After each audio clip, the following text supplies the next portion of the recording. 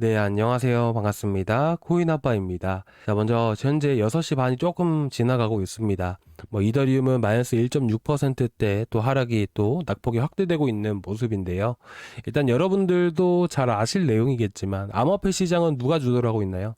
미국이 주도를 하고 있습니다. 그렇기 때문에 보통 늦은 밤이나 이 새벽 시간대 많이 방향이라는 게 결정이 돼요. 그래서 지금 등락 정도면 크게 신경 쓰지 않으셔도 된다라고 말씀을 드리고 싶은데, 보시다시피 어저께 같은 경우에는 이제 24일날 4% 넘게 반등을 보여줬잖아요. 그렇죠? 근데 어제 보시면 거의 상승분이 거의 다 반납되는 상황들이 만들어졌었어요. 근데 보시면 어때요? 새벽 시간대 다 말아 올렸죠. 모두 회복을 시켰습니다.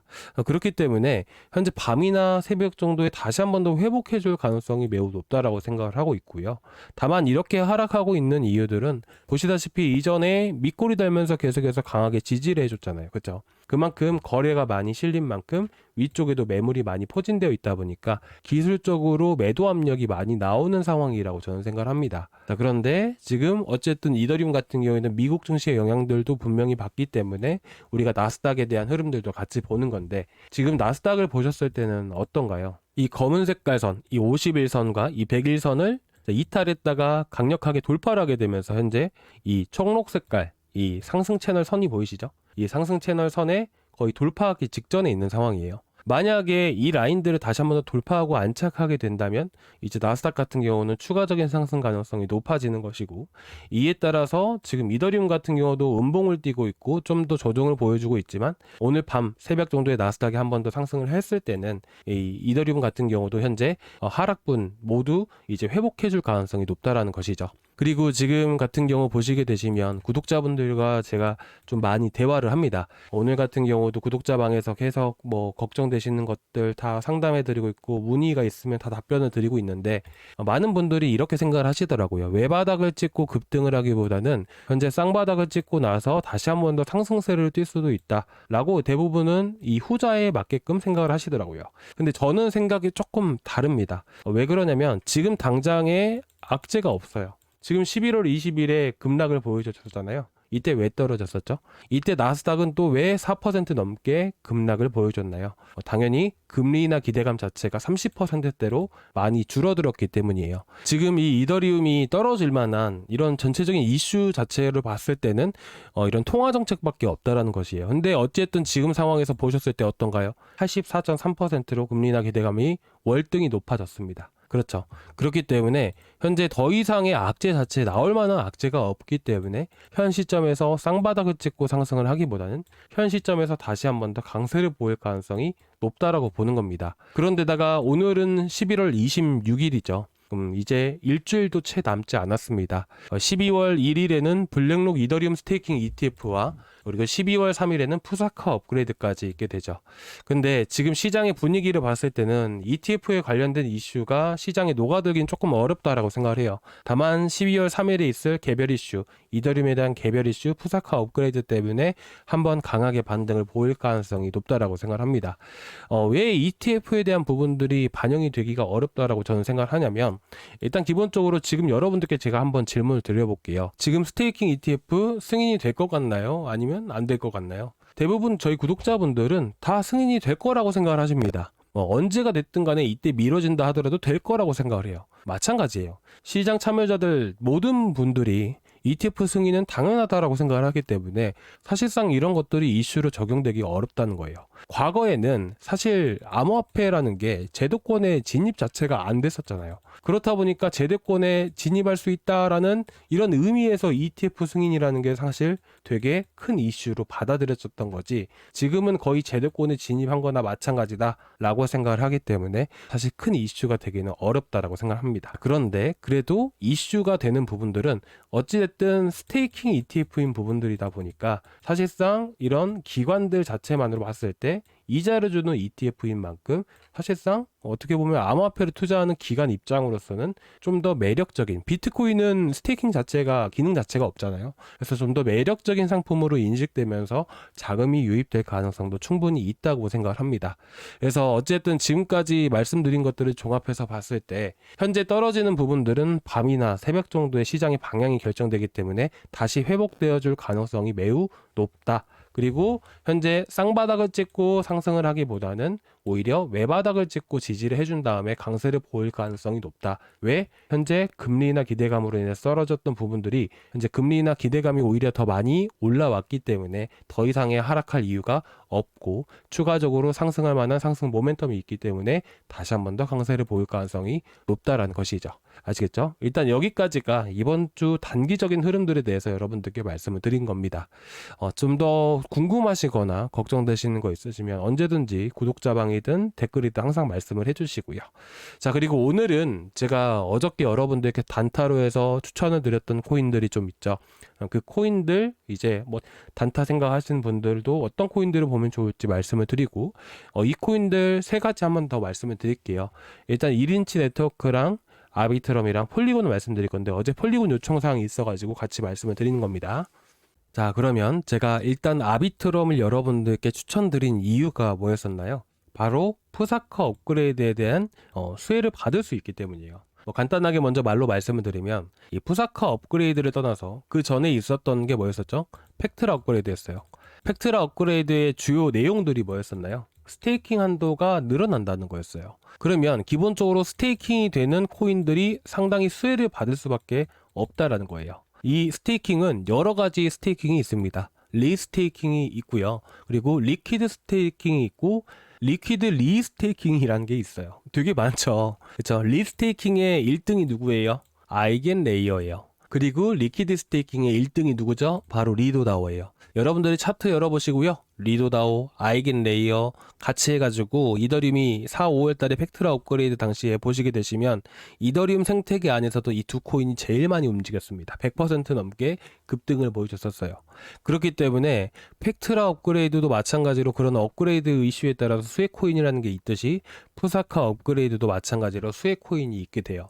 이 수혜 코인은 바로 레이어2 솔루션이 되는 것이고 이 아비트럼을 제가 선정해서 말씀을 드린 겁니다. 기본적으로 레이어2 솔루션 안에는 스타크넷이라든지 폴리곤이라든지 뭐 리네아, 아비트럼 뭐 여러 가지 코인들이 되게 많죠. 그 안에서도 왜 제가 아비트럼 말씀을 드렸냐면 뭐 물론 다른 코인들도 마찬가지로 낙폭이 큰 것은 맞지만 문제는 뭐냐면 이 안에서도 1등 코인을 우리가 해야 되기 때문이에요.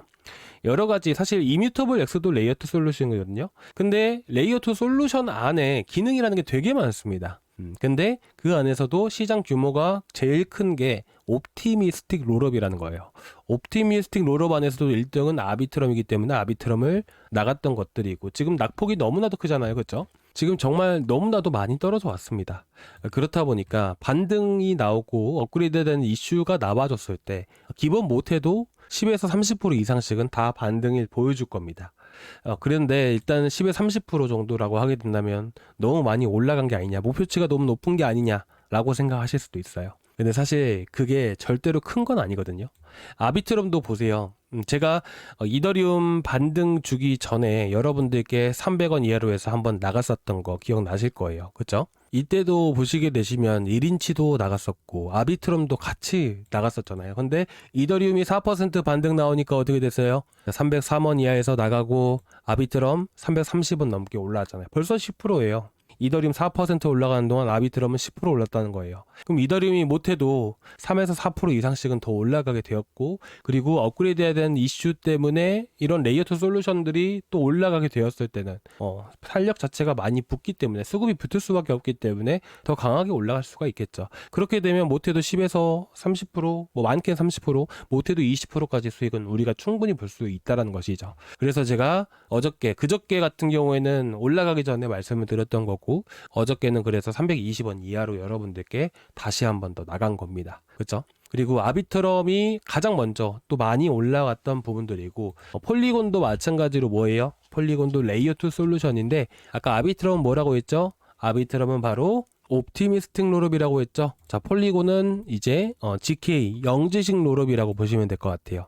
그렇기 때문에 현 시점에서 레이어 2 솔루션 안에서도 옵티미스틱 롤업 시장 규모가 훨씬 더 크기 때문에 아무래도 영지식 같은 경우는 지지부진할 수밖에 없었다라고 생각합니다. 근데 이런 푸사카 업그레이드에 대한 이슈들과 레이어 2 솔루션이 전체적으로 다 같이 움직일 수 있기 때문에 현 시점에서 폴리곤 같은 경우도 다시 한번 더 반등을 보여줬을 때는 그래도 이 투매가 나온 시점 220에서 230원까지 단기간에 다시 올라올 수 있다라고 생각을 합니다. 그래서 폴리곤뿐만 아니라 아비트럼도 단기적인 흐름들 위주로 해서 여러분들께 말씀을 드린 건데, 여기서 한 가지만 더 보고 말씀을 드릴 게 있다면, 지금 보시면 아비트럼 같은 경우도 최근 파란 색깔 선 보시면 뭐예요?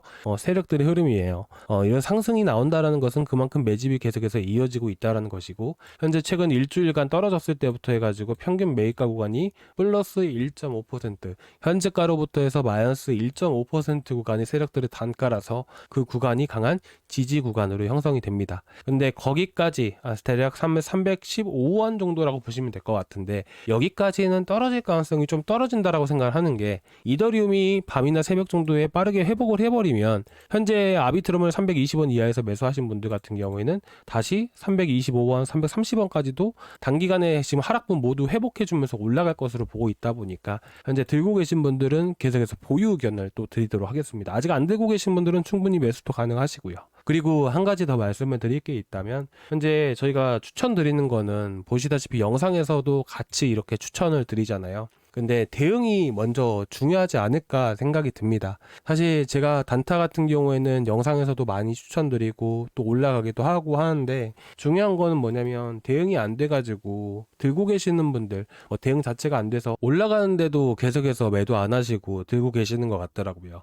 그래가지고 제가 웬만하면 추천드리는 것들은 제가 계속해서 대응 도와드리려고 구독자방을 그래서 운영을 하고 있는 겁니다.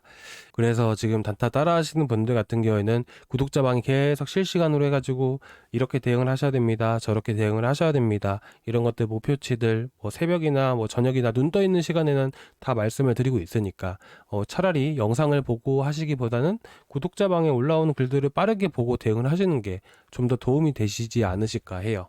그래서 저기 고정 댓글란에 보시게 되시면 여기 첫 번째 링크가 있잖아요. 여기 첫 번째 링크를 클릭을 하시면 이 페이지가 나오게 되는데요.